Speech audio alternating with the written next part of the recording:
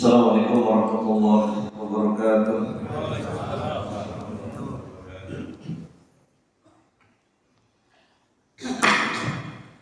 Bismillahirrahmanirrahim.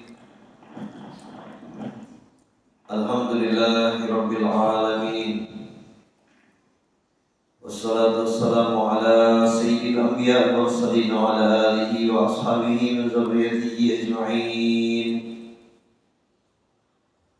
فيقول الله سبحانه وتعالى في القرآن الكريم بعد أعوذ بالله من الشيطان الرجيم ألف لام ميم ذلك الكتاب لا ريب فيه هدى للمتقين فقال ربي اشرح لي صدري ويسر لي أمري واحلل عقدة من لساني يفقهوا قولي وقال ربي زدني علما وارزقني فهما.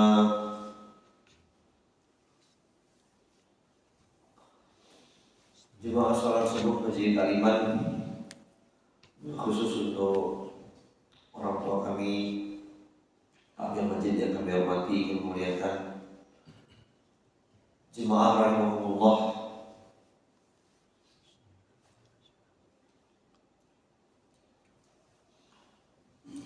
Kalau diperhatikan kata ulama di dalam riwayat-riwayat sirah atau hadis-hadis yang berkaitan dengan fase-fase dakwah Rasulullah,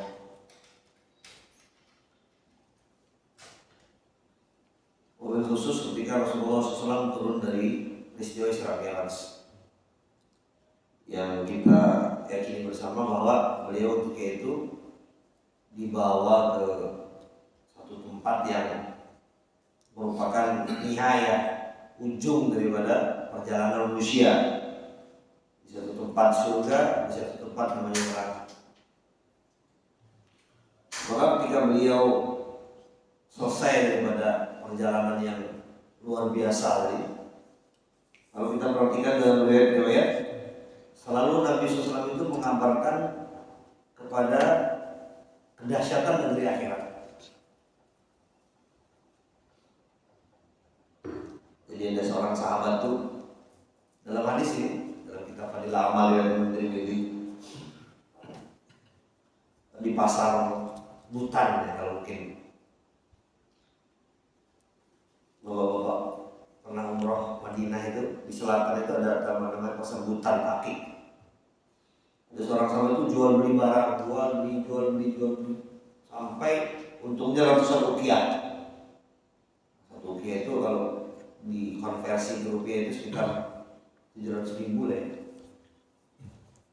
Jual beli dari subuh, setelah sholat subuh itu sampai 300 rupiah ya, lumayan 20 juta ya. Maka tanging gembiranya sahabat ya Rasulullah, tidak ada orang di pasar Madinah ini yang lebih untung, yang lebih besar di sini. Maka Nabi mendengar seperti itu, bukan Nabi terkagum, oh ya berapa, bagi dong gua enggak. Nabi mengatakan, ala adulluka, maukah saya tunjukkan kepada engkau satu keuntungan yang lebih besar, yang lebih dahsyat daripada untung kamu itu. Apa kata sahabat? Apa kata Nabi? Rak'atani ba'dal maktubat, 2 rakaat setelah sholat wajib, kecuali sholat subuh dan sholat asar ya. Maksudnya kata ulama ini menjadi satu pelajaran bahwa pandangan negeri akhirat itu harus ada selalu dalam diri kita. Karena orang ini kalau mengamalkan sesuatu tanpa dihubungkan dengan negeri akhirat itu, kalau bahasa kita, dia tidak bisa merasakan kedahsyatan amal itu. Bahkan hampir semua orang yang dia meninggalkan amalan istiqomah itu karena nggak merasa itu amalan besar nilainya. Makanya penting untuk kita ini, tiap kita datang ke masjid, hadirkan keuntungan akhirat. Kenapa saya ini keluar dari rumah? Makanya ada seorang itu, ketika dia mau berwudu, selalu dia itu wudunya dari rumah. Kenapa dari masjid? Ya, karena saya pengen mengamalkan hadis Nabi, karena sudah saya banyak. Rasulullah, kalau seorang berwudu dari rumah, menuju masjid, tidak ada satu langkah dia angkat kecuali Allah akan mengampunkan dosanya dan Allah akan tinggikan derajatnya. Maka menghadirkan negeri akhirat ini perkara yang sangat penting. Begitu juga dengan kita duduk di sini. Kita duduk di sini dalam rangka isti'dad, persiapan menghadapi kehidupan yang jauh-jauh lebih besar, yaitu kehidupan akhirat. Bismillahirrahmanirrahim. Kita kembali lagi melanjutkan kajian akidah tauhid kita yang berkaitan dengan al-iman bil Qur'anil Karim. Bagaimana seorang mengimani Al-Quran yang mulia, termasuk rukun dan syarat. Karena akan ada golongan yang mengaku beriman kepada Allah dan hari akhir, tapi mereka tidak dianggap beriman. Wa minan nas may yaqulu man amana billah wal yawmil akhir wa ma hum bimumin. Dan di antara manusia ada mereka mengaku beriman kepada Allah dan hari akhir, wa ma hum bimumin, tetapi mereka tidak beriman. Bismillahirrahmanirrahim. Faqala Allah Ta'ala fil Qur'anil Karim wa innahu lakitabun aziz. Dan sesungguhnya Quran itu lakitabun aziz, benar-benar kitab yang aziz, yang mulia, yang agung. La yatil batil min baini yadayhi wa min khalfihi tanzilun min hakimin hamid. Surat Al-Fusilat ayat ke 40 dan 41, 42. Wa innahu dan sungguh-sungguh Al-Quran itu kitab yang aziz. Maka di sini disebutkan oleh Allah menerangkan kitab aziz itu apa? La yatil batil min baini wa min khalfihi. Tidak ditemukan kepalsuan. Batil itu termasuk maknanya palsu. Min baini yadayhi wa min khalfihi, yang diterangkan ke depan dan yang diterangkan ke belakang. Maksudnya gimana? Yang belakang apa itu? Penjelasan orang-orang terdahulu. Dan tidak ada satupun cerita-cerita dari Quran ini kecuali orang hanya bisa mengatakan benar. Dulu ada seorang yang miskin, Ramses kalau dalam bahasa Parsinya, kalau dalam bahasa Arabnya itu Fir'aun. Dulu ada seorang yang miskin, namanya Namrud. Kalau dikatakan Namrud ini dari keluarga yang tidak jelas, tiba-tiba dia diangkat oleh rakyatnya, kemudian dia menzolimi rakyat. Ya mungkin sekarang ada juga gitu pemimpinnya. Dari nggak ada siapa-siapa, nggak jelas mungkin keluarganya, tiba-tiba diangkat oleh rakyat mana nggak tahu gitu, kemudian menzalimi rakyat. Dan cerita itu berulang, jadi nggak perlu takut.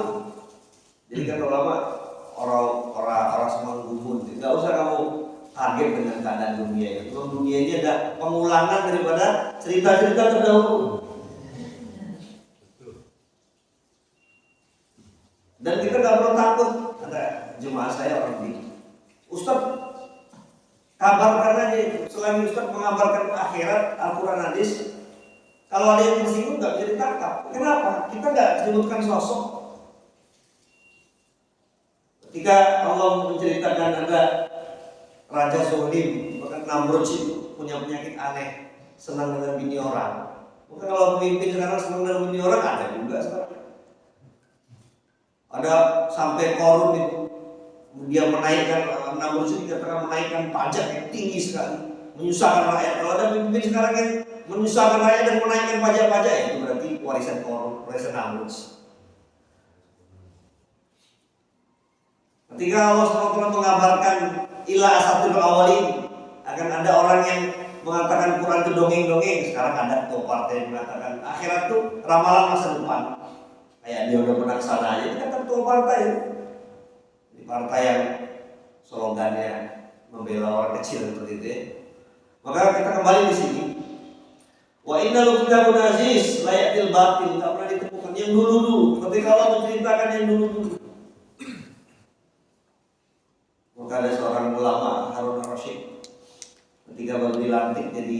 khalifah ketika itu dia minta nasihat kepada seorang ulama. Ausini, nasihat saya. Maka kata seorang ulama tadi, antum ya khalifah, kamu adalah khalifah, bukan yang pertama jadi khalifah, dan kamu adalah khalifah yang akan sebentar lagi mati. Layatil batil min baini yadayhi, yang dulu-dulu yang diceritakan terdahulu. Allah ceritakan orang-orang terdahulu, Fir'aun, Qarun, Namrud. Wala min khalfihi, yang akan datang. Yang akan datang ini apa? Termasuk hari kiamat, termasuk kehancuran bumi. Dan kalau kita bicara mengenai kehancuran bumi, orang-orang yang hari ini nggak beragama Islam pun yakin. Ada penelitian dari NASA itu bahwa nanti tahun beberapa itu memang dunia ini akan ketemu titik di mana dunia ini akan hancur. Meteor-meteor akan bertabrak. Jadi Al-Quran ini adalah penjelasan yang ilmiah, yang siap dibuktikan secara ilahiyah dan secara ilmiah. Kalau ilahiyah jelas, secara ilmiah kan orang sekarang kan begitu kan, pengen yang jelas-jelas. Kalau diajak ngomong agama itu ramalan nggak jelas, oh bukan. Wala min khalfi, semua yang Allah SWT terangkan, termasuk dikatakan mu'jizatul kubro. Kenapa Rasulullah dikatakan punya mukjizat yang kubro? Mukjizat itu sesuatu yang nggak bisa dibantah. Makanya kenapa kata ulama, kenapa kok mukjizat Nabi SAW itu Quran bukan benda? Karena kalau mukjizatnya benda, selesai Nabi itu, selesai juga mukjizatnya. Zaman dulu ada mukjizat Nabi Musa namanya tongkat. Allah alam di mana tongkatnya itu sekarang kita nggak tahu. Dan seandainya kalau dulu mukjizat Nabi Muhammad SAW tidak tongkat, ya walaupun alhamdulillah kami kemarin dari Cinere, jadi ada di Malaysia itu mungkin kalau antum lihat di Google ada profesor ahli arkeolog, nama profesor itu Abdul Manan bin Om, orang Malaysia. Jadi dia memang arkeolog, kerjasama dengan arkeolog Perancis seperti itu, meneliti barang-barang yang lama. Termasuk ditelitilah barang-barang yang diduga milik Rasulullah, dan kemungkinan itu sangat-sangat relevan secara akal. Diteliti di dua lab, satu lab di Perancis, satu lab di UK, Inggris. Jadi barang itu Pak, ada besi misalnya yang diberi karat, tapi baru besinya setahun, masuk di lab itu langsung ketahuan, oh besi ini baru 2 tahun cuma dikasih karat. Alhamdulillah kemarin kami ke Cinere, barang-barang Malaysia itu sekarang sedang dipinjam di Cinere. Di antaranya ya barang-barang yang dulu dipakai Rasulullah. Ada cemeti beliau, dan ini memang bukan, kalau ada orang mengatakan apa benar itu ya, kita punya dalil ini secara lab ada, secara silsilah. Kamu juga kalau tidak meyakini juga itu hak kamu. Tapi ketika kamu tidak percaya ya, kamu pun ada dalil mana tidak percaya, seperti kami mempercayainya. Maka kita kembali ke bahasa ini. Maka ulama di sini wa minhu termasuk penjelasan layatil batil min baini yadayhi wa bil khalfi. Dari secara sirah enggak bisa dibantah, dan secara hukum. Kalau Allah Ta'ala inna nahnu nazzalna dzikra wa inna lahu lahafizun. Sesungguhnya nahnu kami nazzalna dzikra, menurunkan Quran. Maka ada yang bertanya, Ustaz, di Quran itu kok lafadznya kami? Kok bukan aku ya? Di sebagian lafadz Allah mengabarkan dirinya sebagai aku, di sebagian mengatakan kami. Oh berarti Allah menciptakan dunia ini banyak karena kami itu banyak? Oh tidak mesti. Karena dalam bahasa apa, terkadang kata-kata kami itu menunjukkan ta'zim. Ya, contohnya kalau Lampung kan sikam. Jadi apa sikam? Ya, sikam ya menggalau. Sikam ya wekanan, sikam. Ya kan? Kami menunjukkan saya, tapi saya ya kami, sikam bener ya? Ya kalau Lampung kan sikam. Iya apa sikam? Sikam ya liwat, ya menggalau. Nahnu, mana lama lafaz kami itu nggak berarti banyak, tapi kadang-kadang memang itu lafaz takzim. Nah begitu juga ini. Makanya kalau bapak baca Quran, terjemah ada kata-kata kami, bukan berarti berarti Allah itu kolaborasi sama malaikat. Bukan. Malaikat itu pesuruh-pesuruhnya Allah, tentara-tentaranya. Inna nahnu nazzalna dzikra, kami telah menurunkan Al-Qur'an, wa inna lahu lahafizun, dan kami juga yang menjaganya. Dan ini memang termasuk mukjizat Quran. Dijaga Quran ini kata ulama daripada lafadznya. Maka nggak bisa dibantah. Orang-orang kafir, pendeta-pendeta nggak ada yang bisa hafal Injil. Bahkan perkataan-perkataan mereka yang katanya itu perkataan Isa, ya kan? Yesus kalau bahasa mereka itu mana? Kita tanya aja sama pendeta. Kamu bisa mengatakan ini hadis, ini perkataan Isa itu mana? Riwayat-riwayatnya dari mana? Kalau kami ada, namanya sanad. Seperti saya, ketika saya mengatakan saya mengabarkan hadis innamal a'malu binniyat, saya tahu silsilahnya sampai Nabi Muhammad. Silsilah ke-30. Saya belajar dari Imam Muslim terus belajar daripada Imam Bukhari belajar daripada Anas bin Malik, Anas belajar dari Rasulullah dari Jibril dari Allah SWT. Masuk inna nahnu nazzalna dzikra wa inna lahu lahafizun. Wa hadza min mu'jizatil Qur'an, masuk mukjizat Quran. Qala Allah Ta'ala fil Qur'anil Karim, Allah Ta'ala berfirman dalam surah Al-Isra ayat 102.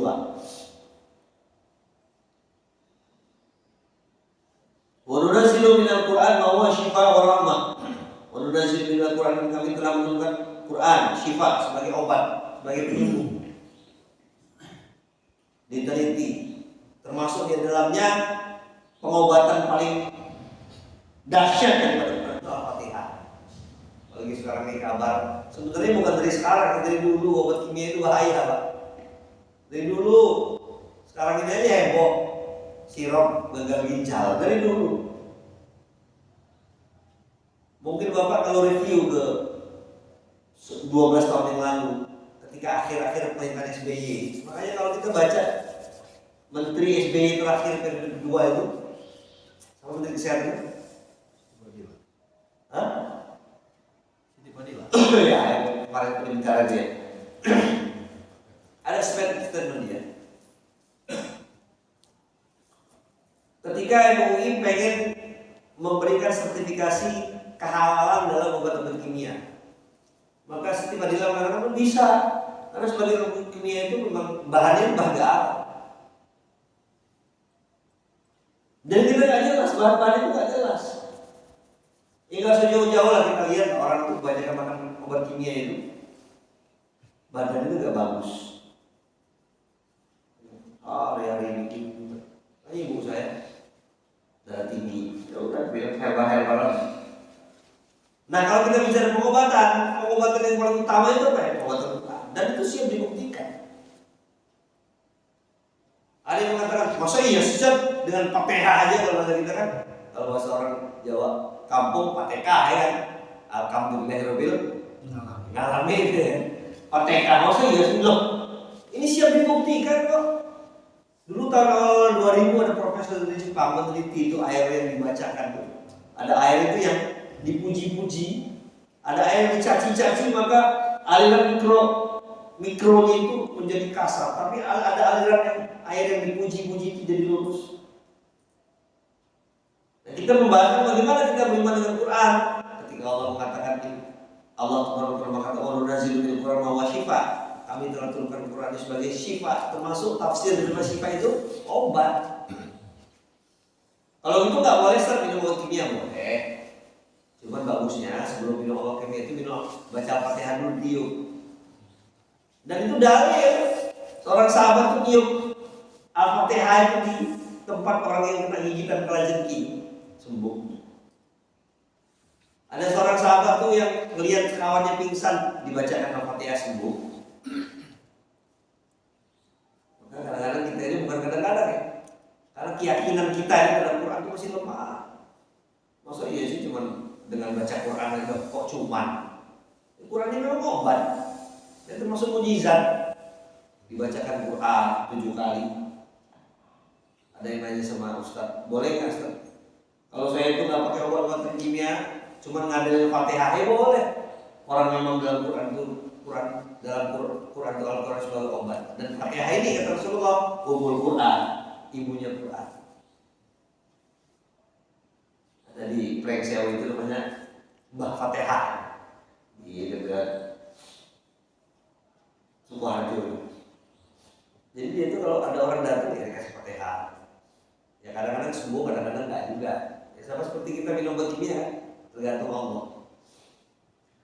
Tapi yang menjadi pembahasan kita di sini, wa inda maqala Allah Ta'ala, ketika Allah SWT berfirman, wa nunazzilu minal Qur'an ma huwa syifa. Kami telah memberikan Quran sebagai syifa. Termasuk syifa itu maknanya ada dua. Obat yang pertama obat kejahilan. Artinya kalau kita tuh nggak tahu ilmu ya belajar Quran. Yang kedua obat bagi penyakit. Termasuk maknanya wa nunazzilu minal Qur'an ma syifa. Apa yang Allah bayyana Allah Subhanahu wa taala di Quran bahwa syifa. Apa yang Allah terangkan di Quran? Di Quran Allah terangkan buah-buah pisang. Di Quran Allah Subhanahu wa taala terangkan mengenai lebah. Di situ ada ini bukan iklan jual madu, bukan ya? Tahu-tahu Sulaiman dijual madu, bukan juga. Tadi pembahasannya madu, bukan. Saya jual madu ya itu urusan beli apa enggak ya. Cuma saya menyampaikan bahwa terserah Bapak mungkin mau beli madu, terserah yang penting di mana. Cuma menyampaikan bahwa termasuk makna dari kita belari waktu Quran itu nggak boleh diragukan, nggak ada keraguan. Dan kalau kamu meragukan Quran, apa? Fa'innaka jahilun, menunjukkan kebodohan kamu. Nah, termasuk kemarin mungkin bulan kemarin saya ada cerita si Arif, termasuk senior kepala perawat luka basah di Abdul Muluk, bagian-bagian diabetes itu dia sekolah seminar di Jakarta di Cipto itu. Ketika materi terakhir itu ada profesor dari Perancis. Dia mengatakan sekarang untuk mengobati luka-luka basah daripada diabetes ini dihane dengan mati. Oh, kalau bahasa kita ketinggalan zaman. Cuman orang kita kan gitu. Harus dari barang dulu, ya kan? Kalau boleh yang ngomong dan memang wajib. Cara Allah itu, Pak, untuk membangkitkan orang Islam itu justru kebanyakan tuh orang-orang yang belum Islam dulu yang membuktikan bahwa kebenaran itu benar. Dan itu memang cara Allah. Karena gini loh, kadang-kadang kalau yang menemukan orang Islam, wajar nih, memang agama dia. Tapi ya sama Allah dibangkitkan orang-orang Barat, orang kafir. Termasuk itu yang saya ceritakan kemarin aktor Belanda tahun 90, Jim Venom. Untuk ngikutin pola hidup Nabi, makan buah dulu baru makan nasi, masuk olahraganya. Olahraga Nabi itu lari. Inna nahnu nazzalna dzikra wa inna lahu lahafizun.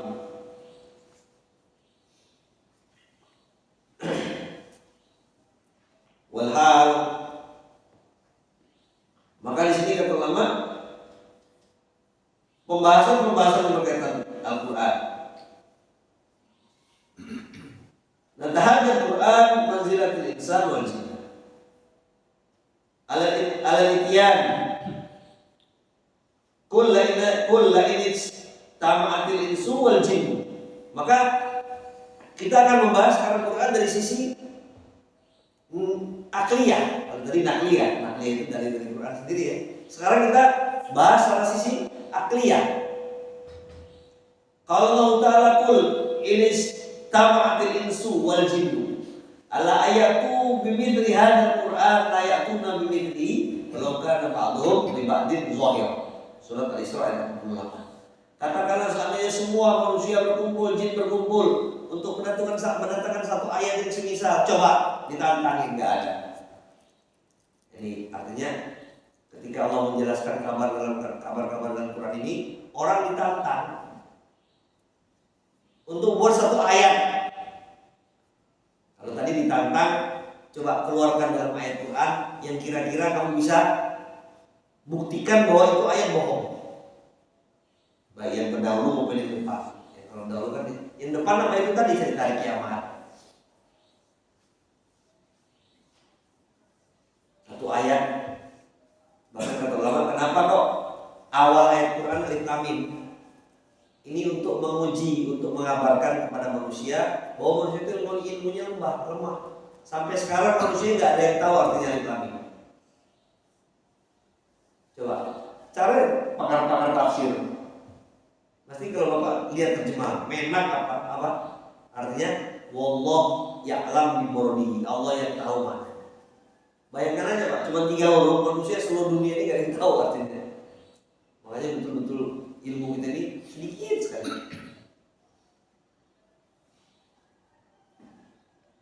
Ini kan apa ya kalau bahasa kita? Munada. Allah mau tantang, orang-orang yang aku pinter, kul la in istama'atil insu wal jinnu ala ayatu bimithli hadzal Qur'an. Coba datangkan satu ayat saja. Maka kata Allah secara dalil akliyah, secara dalil akal, ketika manusia itu mengatakan Quran itu benar, yang kedua Allah akan tantang satu orang pun tidak ada yang bisa bikin ayat. Dulu ada orang yang mau jadi nabi namanya Musailamah al-Kadzdzab. Dia namanya pengen jadi nabi, dia bilang saya juga punya ayat turun Quran, ayat baru Allah turunkan Quran pada saya. Ini zaman periode Nabi baru meninggal. Apa bunyi ayat itu? Jadi baca Bismillahirrahmanirrahim. Dia bilang seperti itu. Fil jismuhu kabir anfuhu tawil. Namanya suratnya gajah.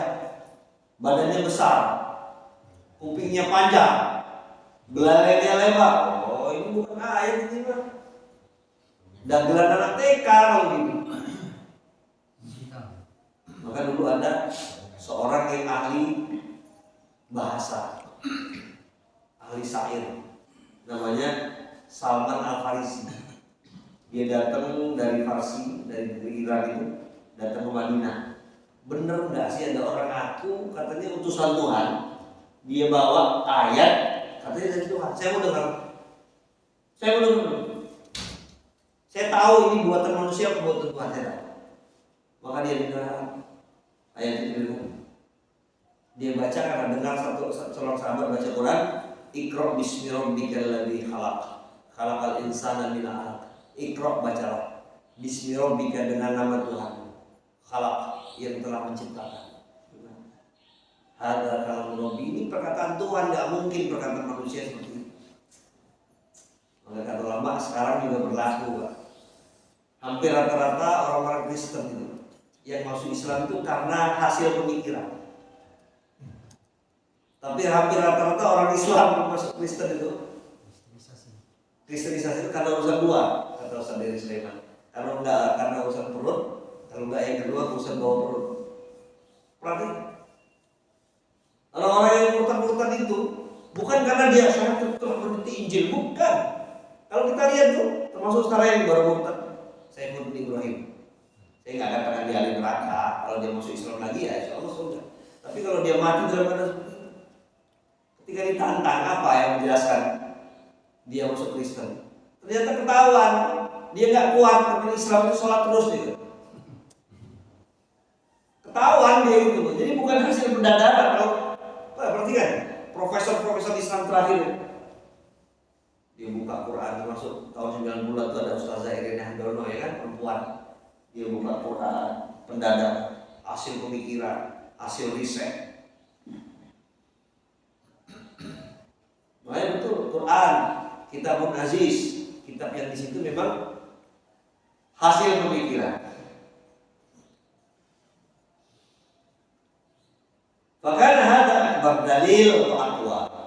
Maka secara dalil, secara kita bicara akal, ini aqwa, ini yang paling kuat, burhan penjelasan. Ala annahu kalamullah, ini adalah penjelasan pada kalamullah, laisa min kalamil basyari.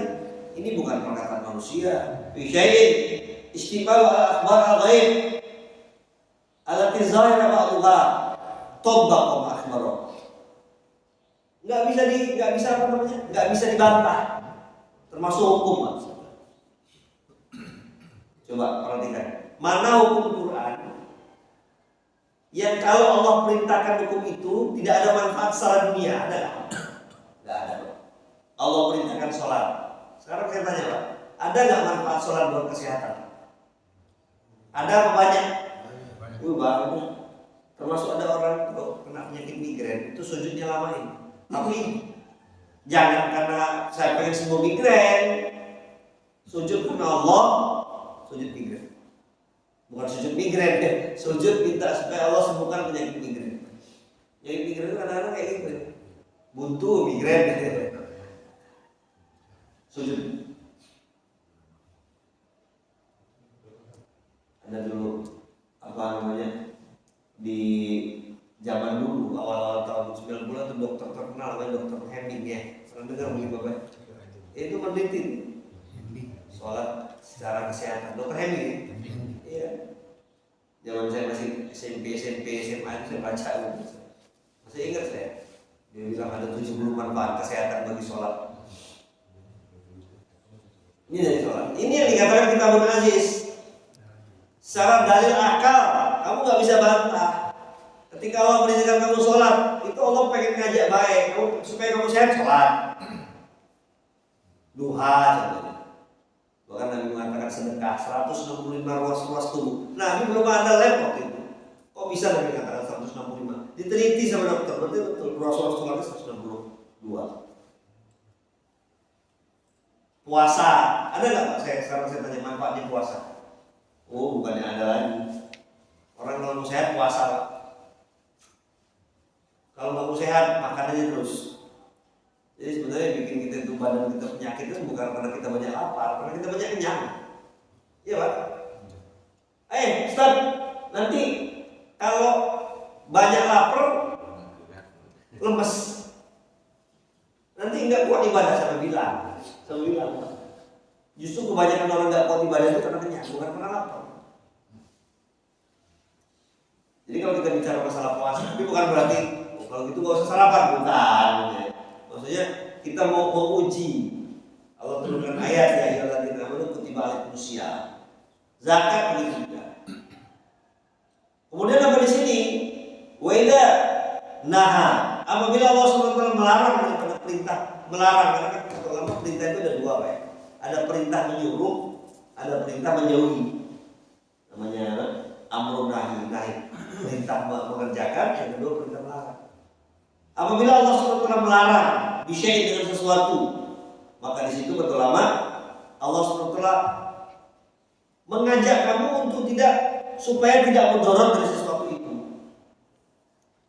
Allah tentunya Pak, yang pertama Allah melarang khamr. Khamr itu termasuk perkara yang memabukkan, narkoba termasuk di dalamnya. Sepakat semua, khamr itu bahaya, secara untuk jantung, untuk ginjal segala macam. Apalagi Allah SWT melarang riba. Nggak ada ceritanya orang kaya gara-gara riba, yang hancur banyak. Yang kaya, ya mungkin dia kaya tapi nggak berkah. Allah SWT melarang daripada banyak dalam Quran. Apalagi kalau kita turunkan dalam pembahasan hadis Nabi. Maka kata ulama, ini termasuk mukjizat. Mukjizat Quran itu apa ya? Layatil batil bin baini ya kan? Fihi aklun secara akal nggak bisa dibantah. Ini secara akliah. Sama seperti itu di Quran dilakukan random Pak. Random itu diacak ke 10 orang Amerika asli didengarkan Quran. Maka mereka semua mengatakan very good song. Ini lagu yang bagus didengarkan lewat headset seperti itu.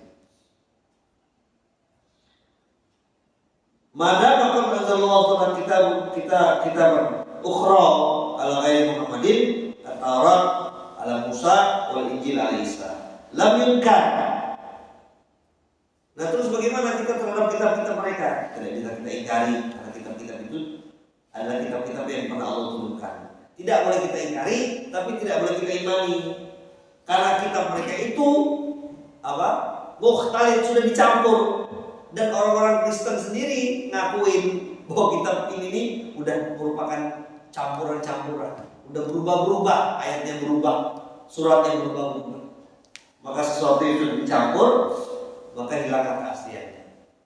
Ada bapak dikasih susu kolostrum, mungkin susu paling apa ya? Ada sekarang itu susu paling mahal itu, susu kolostrum ya, sudah disterilkan sekian,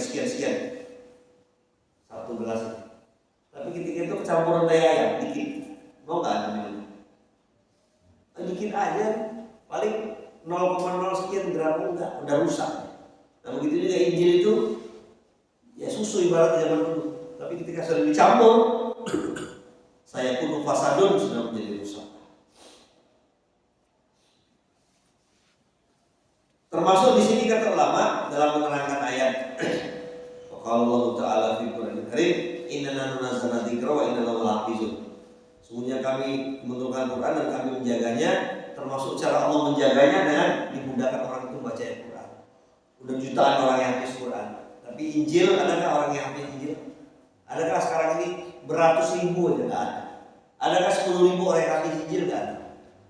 Adakah yang 100? Nggak ada. Bahkan kalau kita lihat orang-orang pembesar Kristen itu nggak ada yang hafal Injil. Termasuk kata ulama di sini, cara Allah SWT menjaga Quran dengan adanya qiraah. Pokoknya ada namanya qiraah sab'ah sampai ke qiraah asyarah. Cara baca Quran itu ada 10. Makanya kalau bapak misalnya ada rezeki ke Jordania, di selatan Jordania itu ada orang baca Quran bukan wadduha, tapi gimana? Wadduhe, walaili idza saje. Itu bukan bahasa orang Bengkulu, atau bahasa orang Mana, atau bahasa orang Sunda, wadduhe bukan. Itu cara baca Quran. Dan nggak bisa disalahkan, ada qiraah sabah, qiraah asyarah. Termasuk kata ulama, cara Allah menjaga Quran, ada ulama-ulama yang memberikan dobit. Makanya MUI telah mengeluarkan fatwa awal-awal tahun 2000-an. Itu aliran, kepercayaan, pemahaman dikatakan sesat itu ada 10 katanya. 10 itulah diambil daripada standar-standar. Jadi kita nggak perlu khawatir, ada ustaz datang, ada kiai datang atau ada aliran datang.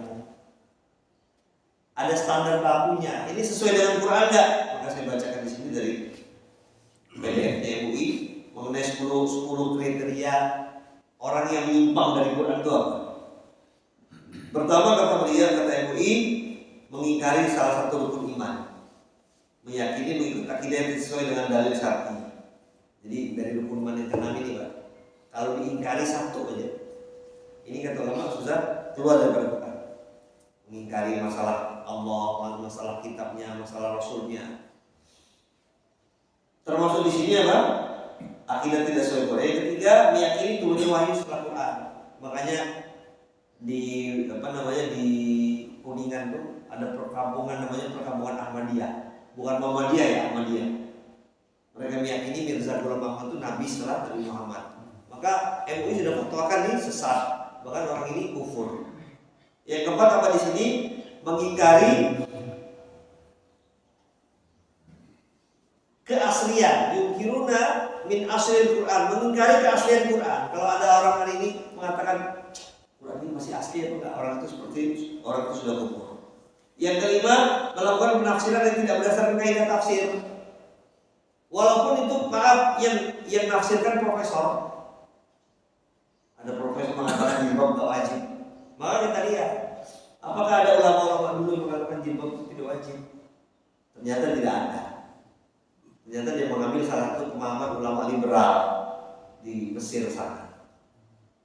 Makanya gampang, Pak. Kalau mungkin gitu sekarang ini banyak orang-orang yang aku begini gampang. Dilihat MUI aja standarnya baku.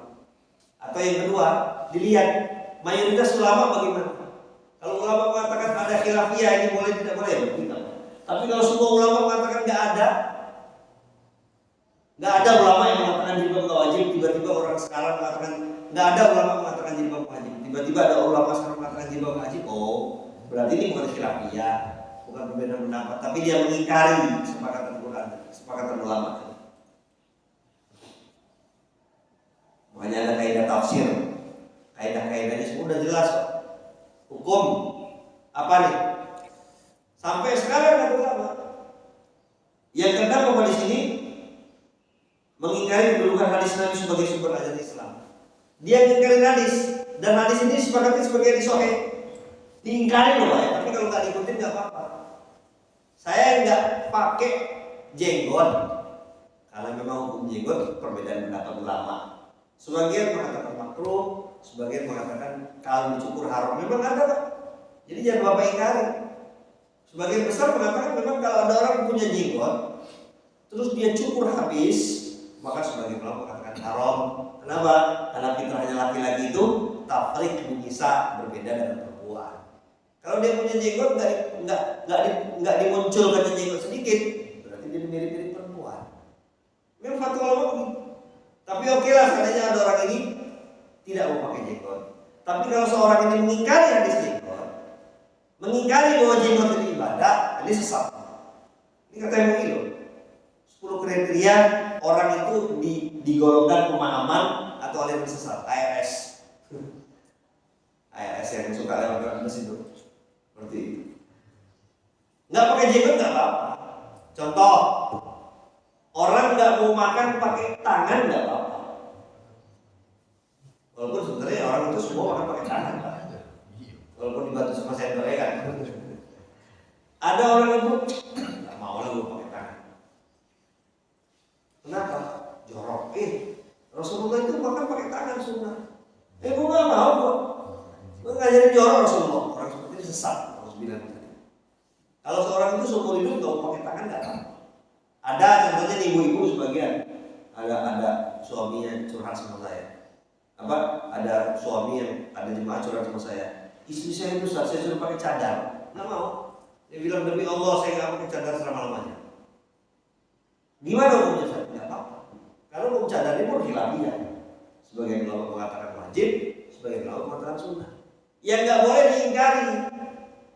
Kalau kamu nggak mau pakai cadar, tapi kamu jangan ingkari bahwa di antara sebagian ulama ada yang mengatakan pakai cadar itu wajib. Maka ulama kata MUI ya. Yang keenam kriteria sesat itu yungkaru ala darajatul hadis. Dia mengingkari hadis. Karena sunnah, karena dalil yang kedua setelah Quran kata beliau di sini yaitu hadis. Warabi yang ketujuh istihza, menghina, tanabut, melecehkan, merendahkan para nabi dan rasul. Hati-hati nih Pak. Termasuk kalimat ngenyek para rasul, termasuk membuli nabi dengan cara yang enggak sadar. Mengatakan nabi tukang kawin, nauzubillah min dzalik. Hati-hati nih MUI ini. Merendahkan nabi, kenapa? Di Quran sendiri Allah SWT memuliakan nabi. Maka nabi disalawati oleh Allah dan Rasul. Innallaha wa malaikatahu yusholluna ala nabi. Ini kriteria ketujuh. Menghina, melecehkan. Termasuk apa? Bapak menghina celana cingkrang, banjir. Hati-hati itu sunnah nabi itu.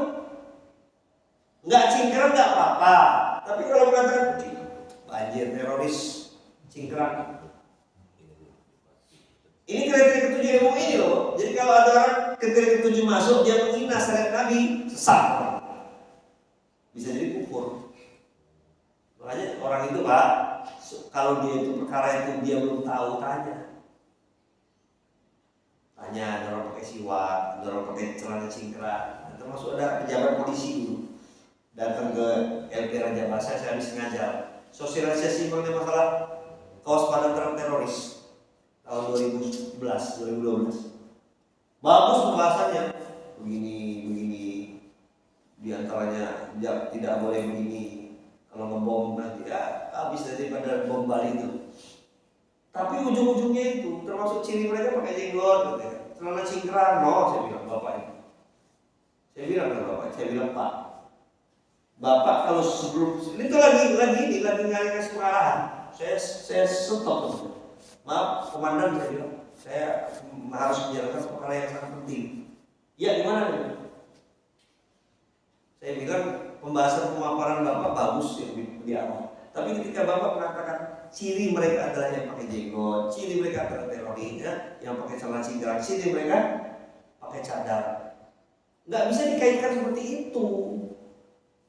Karena itu memang bagian daripada sunnah. Kalau ada mereka yang berpakaian seperti itu nggak bisa dikatakan. Sama seperti ciri orang yang saya maksudnya Pak. Bapak mau nggak saya bilang? Dibilang semua polisi itu bandit, korupsi, semua polisi itu bejat. Itu sebelum masalah Sambo jauh. Ya dari dulu sih sebelum masalah Sambo udah gak respect sama orang polisi. Terutama sejak polisi ini dipisah sama ABRI, ya kan, kasihan semena-mena. Nggak usah jauh-jauh kita lihat lah. Artinya kan seperti itu. Sampai sekarang ini ada perkataan kalau polisi itu baik itu oknum, Pak. Nah, iya. Jadi yang baik itu oknum sekarang. Polisi itu yang nggak punya apa-apa, ya, yang buntu terus, yang motornya nggak pernah baru itu oknum polisi baik. Sampai seperti itu. Nah kita kembali di sini masuk kriteria ketujuh daripada MUI, istihza, merendahkan, menghina, merendahkan Rasul. Ke-8 kata MUI tadi, yunkur Muhammad, mengingkari Nabi Muhammad sebagai nabi terakhir. Ke-9, taghyir, mengubah, tazid, menambah, tankus, mengurangi, menambah, mengurangi pokok ibadah. Tapi pokok ya, bukan seperti orang Salafi Wahabi, tambah-tambah itu. Orang nggak ada yasin tahlil, tambah 3740 semua orang 1000. Itu bukan nambah agama. Bikin acara 3 hari, 7 hari, 40 hari itu bukan nambah agama. Mengamalkan bagian daripada agama. Zikir itu ada tradisi, nggak pakai 3740 nggak apa-apa kok. Jadi sebagian mereka ada itu nambah agama orang-orang yang dulu. Kenapa? Bikin yasinan ini nggak nambah agama. Ini tradisi yang boleh dibuat tidak. Kenapa harus 37 koyak supaya enak hitungnya?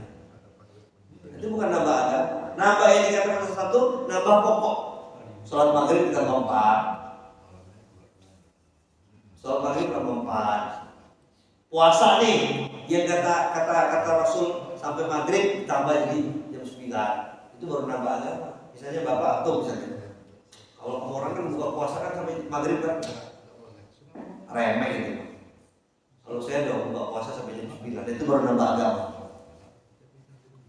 Nambah istri gimana? Itu bukan nambah agama. Nambah istri itu perlu keberanian, Pak. Yang ke-10 kata MUI, takfirul muslimin wal muslimat, mengkafirkan orang muslim tanpa dalil. Nggak boleh. Tapi kalau jelas kafir harus kita kafirkan. Dia keluar dari agama. Mengkafirkan termasuk tadi ya, membid'ahkan,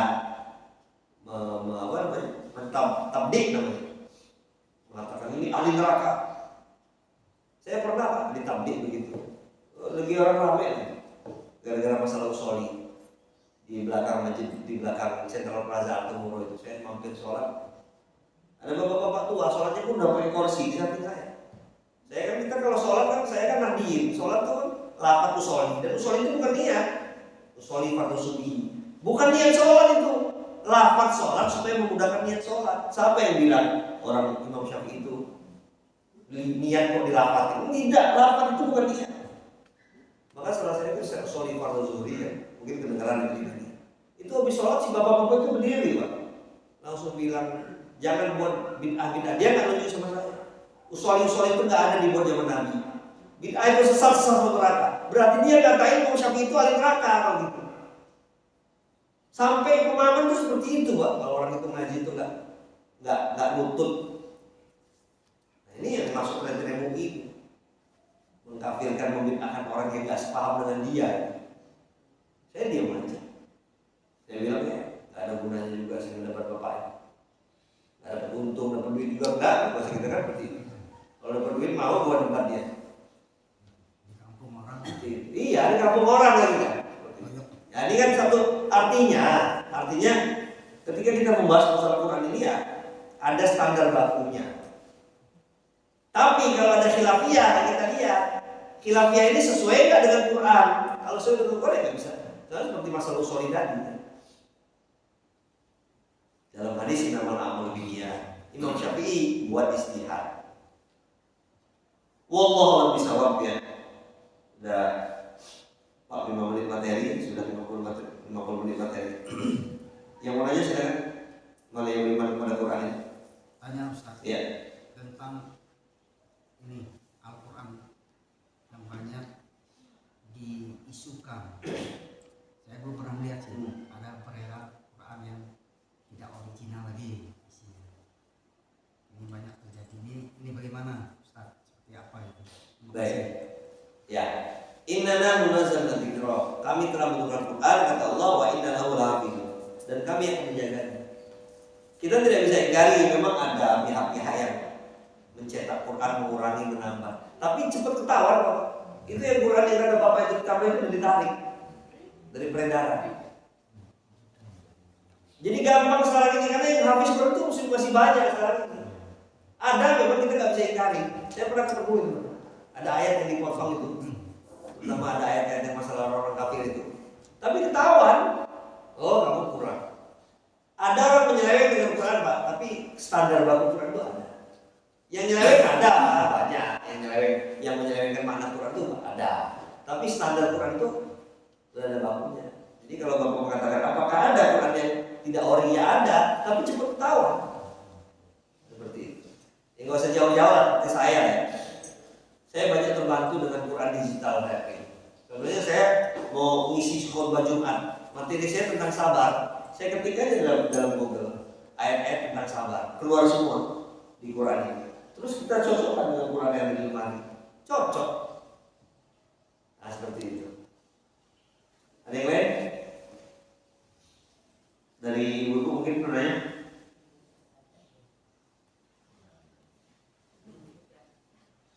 Sebelah kanan. Silakan Pak. Tanya.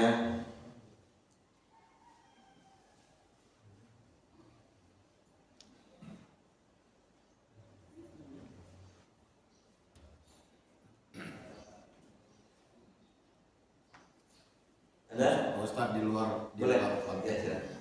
Ini akan gagal sedikit terkait masalah kalau kita sholat itu Ustaz. Allahumma ajirna minan nar. Ini kan ada yang biasa, ada yang begini. Ini saya agak ganjal, saya itu sebetulnya seperti apa sih Pak Ustaz terkait masalah itu? Ya. Mengenai doa, doa itu permintaan. Pertama, lafaz doa itu kan meminta. Yang pertama ada meminta untuk didekatkan, yang kedua ada minta untuk dijauhkan. Dan lafaz Allahumma ajirna minan nar maksud doa untuk minta dijauhkan. Allahumma ya Allah ajirna, jauhkan kami daripada neraka. Nah dalam memahami doa Allahumma ajirna minan nar, bagaimana? Apakah dia meminta? Apakah dia menolak? Dalam riwayat Aisyah, kata Siti Aisyah, Rasulullah apabila beliau meminta untuk dijauhkan, maka beliau membalik telapak tangannya, menghadapkan punggungnya ke muka beliau. Tapi tidak selalu. Jadi kalau kita meminta itu, Allah manfa'anil bala, kalau ada imam, ya Allah minta dijauhkan daripada bala, baik bala 9 maupun bala 6. Ya, hati-hati yang pernah main bala, tobat, nggak ada gunanya. Pak Yakiwan ya, yang biasa mirip bala terus dijauhkan. Jadi dalilnya ada, tapi memang nggak selalu. Nabi itu nggak selalu kalau ada doa minta jauh, tapi kalau membalikkan ini yang memang ada dalilnya. Bahkan minta dengan tidak angkat tangan pun ada riwayatnya. Ya, orang seperti bagaimana doa? Apakah doa ada mengusap muka? Sebagian riwayat tidak mengusap muka. Dan itu dibenarkan semua. Artinya kalau kita lihat dari sirah, ya sebagian keadaan kadang Nabi SAW itu meminta dengan membalikkan, kadang sebagian Nabi meminta. Jadi kata ulama itulah bagian yang kita itu muasab, itu yang bisa diluaskan. Karena itu bukan bagian pokok daripada ibadah. Ya. Yang lain? Penjelasan lagi. Ya. Lanjut. Dalam posisi tangan seperti ini, apakah tidak mengandung makna minta? Iya. Pada saat dia mengucapkan Allahumma ajirna minan nar. Iya. Jelaskan. Itu tadi minta itu kan ada dua. Dan kalau kita kembali dengan dalil akal, kita harus rujuk pada dalil nakal. Nakal itu dalil hadis tadi. Nah, ketika ada sudah dalil hadis bahwa Rasulullah ketika beliau meminta dijauhkan, kata Siti Aisyah beliau membalikkan telapak tangan. Dari situ dalil yang menjelaskan bahwa meminta untuk dijauhi pun Nabi SAW sesekali, beberapa kali beliau membalikkan telapak tangan. Ini dalil Pak. Apa selalu Nabi SAW ketika minta dijauhkan begini? Tidak selalu. Sama seperti rukun sholat. Ketika ketika Rasulullah ingin sujud, bagaimana? Ya, sebagian riwayat Nabi SAW sujud tangan duluan, sebagian riwayat beliau sujud lutut duluan sebelum sujud. Tapi jangan nambah, kalau gitu saya boleh dong jidat duluan, gak ada. Jidat duluan sujud kayak mana ya? Ada yang lain?